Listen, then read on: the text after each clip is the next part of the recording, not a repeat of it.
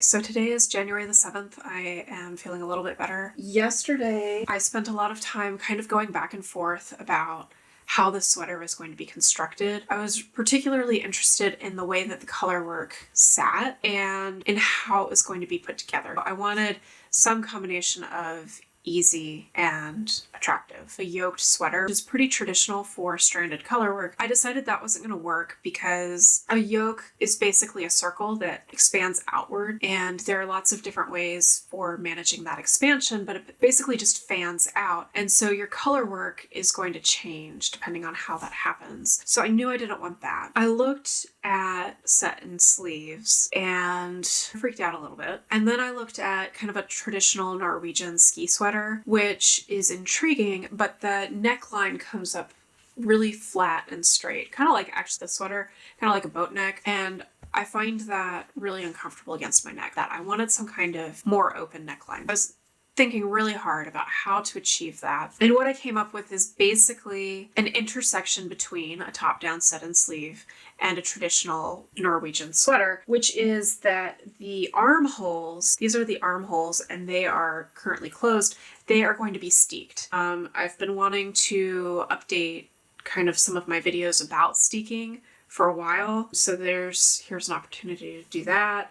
And it also meant that there was going to be fewer times where I was working back and forth, and fewer times that I needed to cut the yarn, fewer times that I needed to do fiddly little things. Now, I'm not going to lie to you, the beginning of this sweater was really fiddly. Here's where I am now. So I've got that top 3-4 inches done, and I have completed the neckline. The way that this started was it started with these little wedges for the shoulders and then expanded out from there. The cast on that I used for this is Jenny's Magic cast on, which is one that I use a lot for sock toes. And instead of working all the way in the round, I worked back and forth. That is what creates that steek shoulder edge and then the open neck edge. And I'll later pick up and knit a ribbing around that. I'm just knitting completely in the round all the time, so things are going a lot more easily and a lot more quickly. Still not 1,000% certain about my colorwork pattern, but it's starting to take shape, so I'll be able to see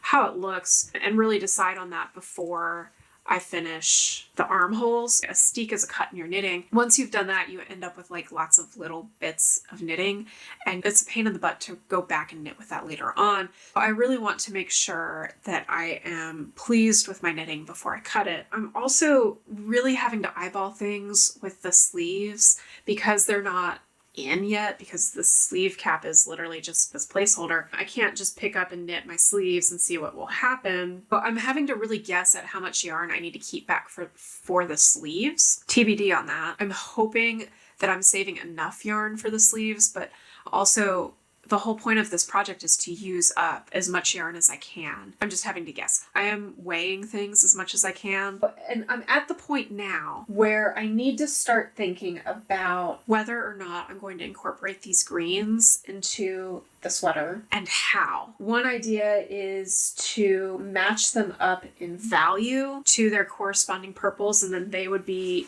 integrated into the purple, or to correspond them to their matching values and integrate them into the blues. I have slightly more purple than blue, and the colorwork pattern is written to use more purple. So I'm just going to kind of play around and look at colors together. I am going to be using my phone to help me with the values. You go into your camera app on your phone and you just hold your camera over it, and you can kind of see the values a little bit better once that color is washed out. Another thing that you could do is you could hold a piece of red or green film over, and it kind of washes the colors out and you can kind of see the values a little bit better. I'm going to be using this while I try to figure out the values. This green, for example, is like right between these two in value. So I don't know what to do about that. Are these the same green? No, they're not. So these two are really nicely matched up in value. And so the idea would be that I would knit a couple rows of the purple, and then I'd knit a row of the green, and then a couple of rows of the purple. And that's a technique that you'll see fairly frequently in Fair Isle knitting, where you'll have a very strongly contrasting color interspersed just a little bit, and it kind of creates a zinger. It's really, really quite attractive. Those go together. These tags are helpful in helping me keep track of where everything is. Like keeping everything in order, but they're so tangly. Eesh. Another challenge with this is that they don't match up to each other exactly in this value scale. This green and this turquoise are almost exactly the same value. That kind of throws a wrench into things. Like I said before, I'm going to be blending more fiber just for the sake of this project. If I were matching things up exactly in the same value range, I have all these darks that wouldn't have a green assigned to them. I'm gonna bring in the blues and see what happens when I mess around with the blues. You can use, if you don't have a phone handy or those films, is you can kind of squint your eyes. When you squint, you kind of lose a little bit of your color perception. I find that gets me like 80% of the way, but when I'm dealing with these really smooth gradients where things like just slide into each other, especially when we're dealing with different hues, then that gets a little bit tricky. I am wanting to kind of check myself here. So the phone does come in handy for that. Interestingly, I have a lot closer relationship between the values of the blues and the greens. That might be the direction that I'm going to take this, because I'm at a point in the color work where I need to start kind of thinking about this. I'm going to try it and see what happens. Today is Monday, January the 8th. I'm out of quarantine. Yay. I'm still like kind of hanging out at home. It's been 2 days since I've last had any painkillers or fever reducers, but I'm still trying to keep my germs to myself just in case. Here is where I am with this sweater.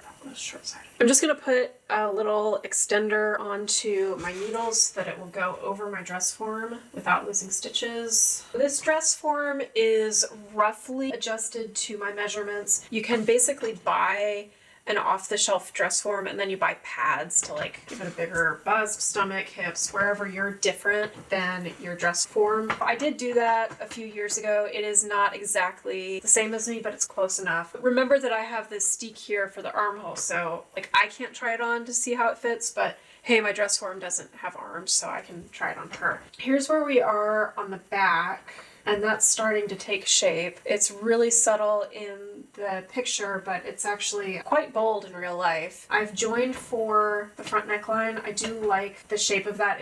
The edging is going to come in significantly and fill in a lot of that empty space. It's probably time to start increasing for the bust. And one thing that I did was that I was really playing a lot of yarn chicken, trying to make sure that I had enough left for the sleeves, and not really sure how much that was going to take. So I went ahead and I started the sleeves. I actually am knitting them in one piece, so it starts in the center and it grows out from there. And this way I just have everything all together. I don't have multiple needles to deal with. It's kind of a mess, to be honest, because I'm having to go back and forth and back and forth. But I just made a little diagram of what the sleeve was going to look like. I plugged my gauge into it, and a sleeve cap is really, if you're not doing any short rows with it, it's a really pretty simple trapezoid kind of shape. It starts off with 13 stitches at the top. It's going to be about 45 rows deep, and then I need to increase along the sides to get the fullness of the sleeve. At this point, what I'm doing is I am knitting some on the body and then some on the sleeves and some on the body and some on the sleeves so that I can try to